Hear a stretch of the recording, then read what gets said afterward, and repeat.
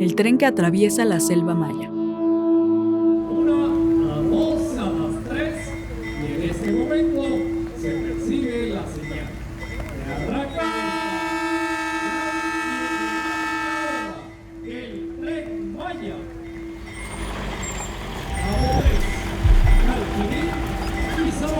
Un grupo de pobladores de Mashcanú frenó una bulldozer que barría indiscriminadamente la vegetación de sus predios, que colindan con las vías del tramo 3 del Tren Maya.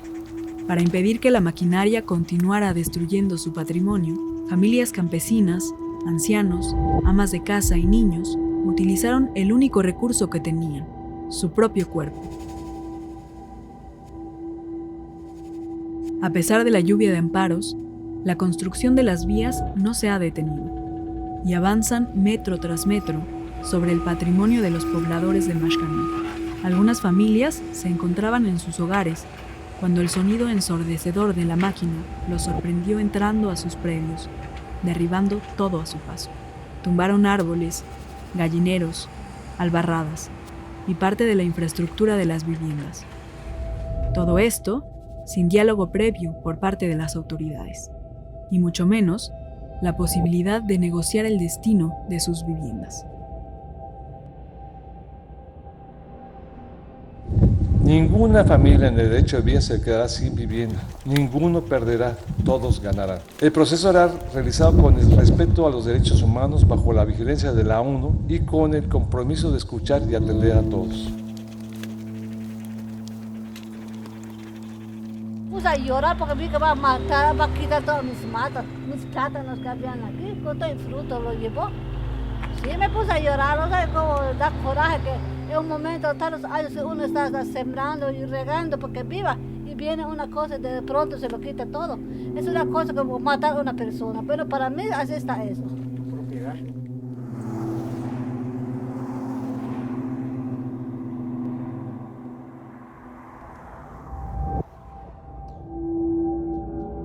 En los barrios históricos de Campeche, cientos de familias y propietarios de comercios viven con la preocupación de perder sus viviendas ante la construcción del tramo 2 del tren.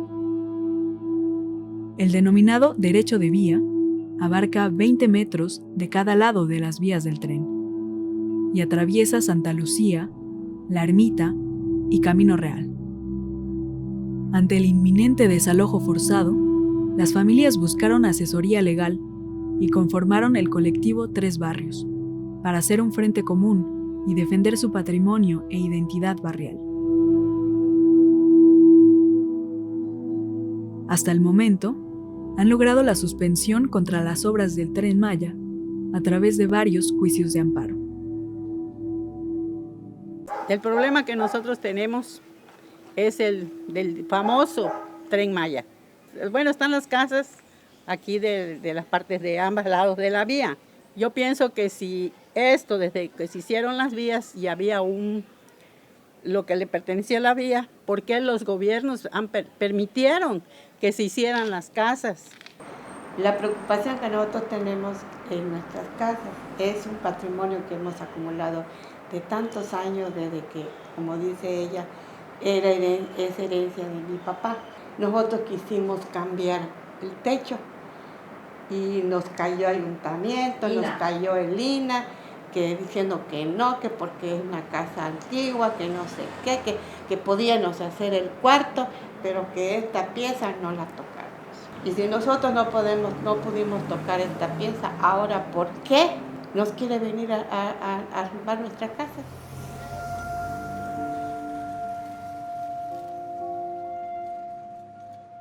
Mi esposo tiene aquí al lado de su casa de ustedes un negocio que compone televisores, todo el equipo electrónico. Entonces, desde que supimos esta noticia, mi esposo en enero le dio una parálisis facial. Entonces, si me reubican por otro lado, ¿el taller dónde va a quedar? ¿La clientela dónde va a encontrar a mi esposo?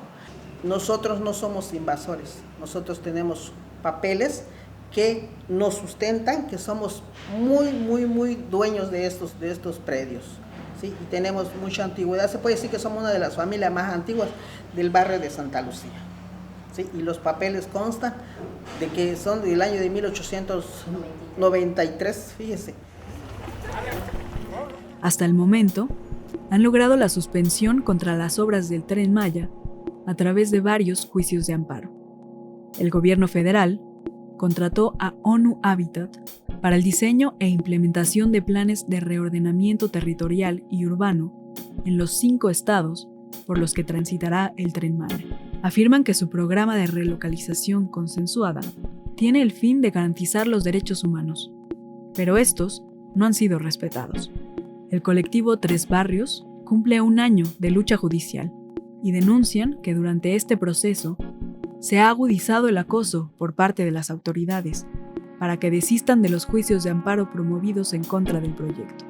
De lo contrario, no se les van a otorgar viviendas cuando sean desalojados. 50 años que vivo acá.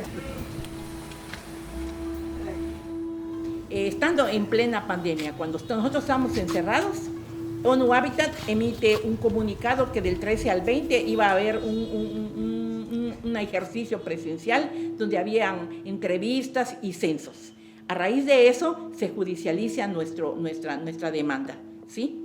Pero fíjate que el juzgado primero nos tacha de que ONU Habitat, por tener tal envergadura de un organismo internacional, no es un ente que se le puede fincar responsabilidades. Las otras autoridades sí, pero ahora yo sí te voy a decir una cosa.